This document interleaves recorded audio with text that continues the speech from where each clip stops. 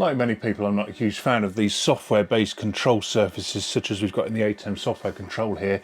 This is the ATEM's audio mixing panel.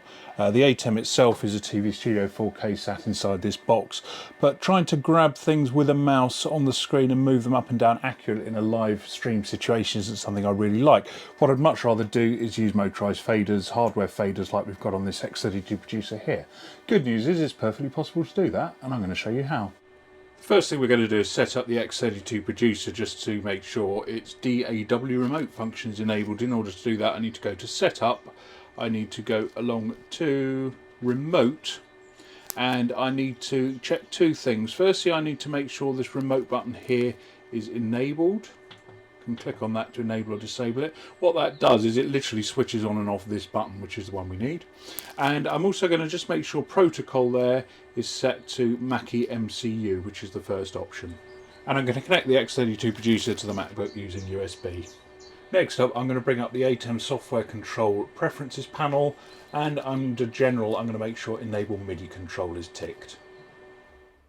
And finally all I need to do is hit the DAW remote button on the X32.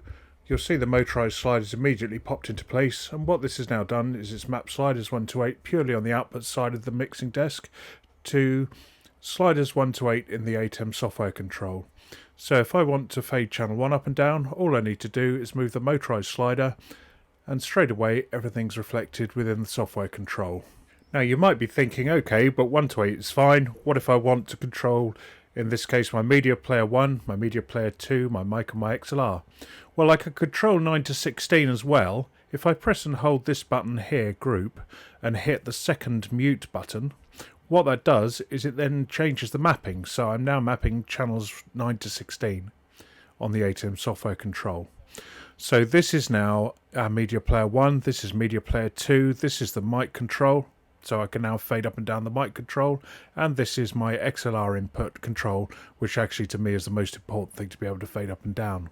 Now there's some limitations here. For example, I've got no way of controlling the master fader. The master fader on the X32 is still controlling the output only.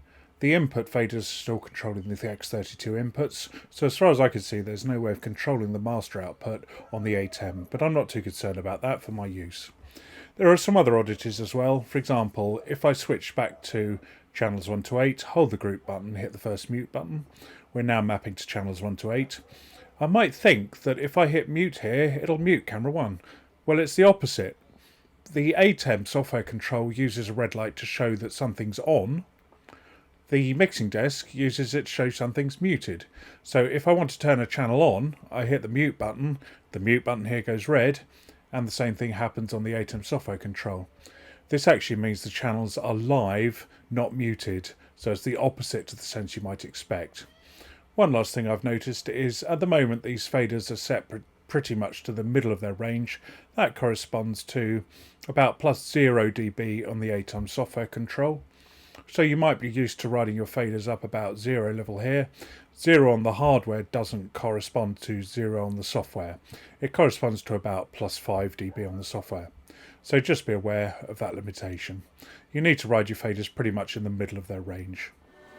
So limitations aside, if you've got an ATEM Vision mixer and you've got an X32 or an X32 producer, you can actually use the X32 hardware to control the Fairlight mixer built into the ATEM. If you know a way of overcoming the limitations, such as remapping the MIDI controls from the X32 to the ATEM to allow us to control the master and flip the logic of these mute buttons, if you know how to do that, please let me know. Thank you very much.